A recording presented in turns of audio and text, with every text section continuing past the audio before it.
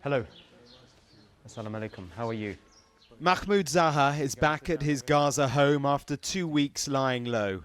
As a founding member of Hamas, he is for Israel a target. First of all, can you tell us the status of the ceasefire? We're a few days into it. It seems to be holding. Yes, I think most of the important point is the degree of impact on both sides. I think nobody in both sides is looking for escalation more than what happened before. So I believe that it will continue. 11 days of conflict between Israel and Hamas left 260 dead, most in Gaza. Yet Dr. Zahar claims Hamas achieved a strategic and symbolic victory. The new element here is the degree of the resistant movement, particularly in Gaza, to attack the Israeli targets in very important points, including most of the overcrowded area in the civilian society. So for how long the Israeli will accept that, I think this is the main issue. You are firing missiles, rockets and missiles from civilian areas here in Gaza at civilians in Israel. That's not acceptable, is it? That's a war crime. No single rockets were sent from a civilian area. Most of the rockets from the border.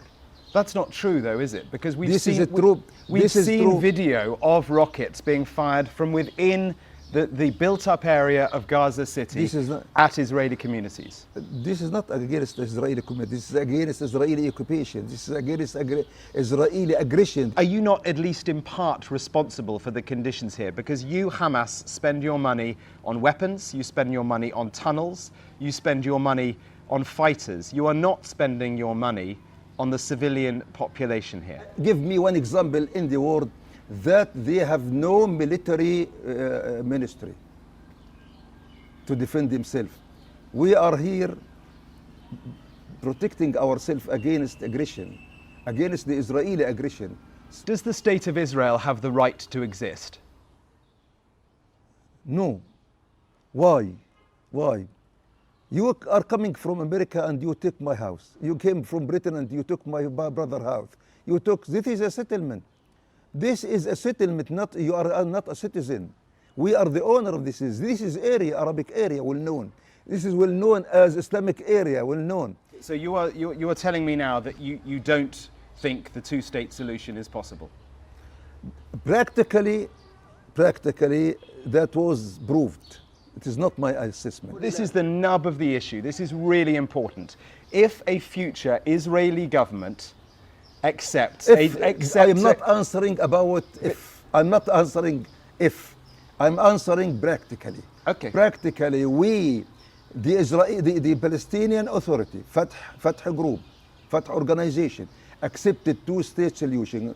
Go and ask Mahmoud Abbas, are you now addressing that two-state solution is viable or not? He will say no. So if this question is practically answered, why now you are asking me? Well, because you are a founding member of Hamas, and if Hamas is able to come to around the table with the Israelis at some stage in the future, then the bloodshed that we are seeing here can stop. We came to the vicious circle. The people went and they sat down on the table and they signed an agreement and so on and failed. You are now asking me to practice a failed process? I just really want to understand whether you, as a Palestinian, are willing to share the land with Israeli Jews. Two states, one land. We are not against Jews, because Jews were living this area for long centuries. I'm speaking about occupation. If President Biden was willing to sit down with you, with Hamas, would you talk to him? Why not? Why not? Why not?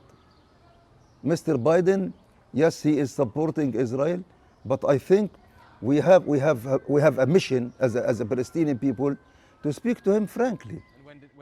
It will come as a relief for many that senior Hamas officials believe this ceasefire will hold for now. But like so much in this conflict, the gulf between the two sides remains vast. Let me ask you one last thing. How would you define peace? Peace means justice. No peace without justice. And the prospects for long-term peace as elusive as ever. Mark Stone, Sky News in Gaza.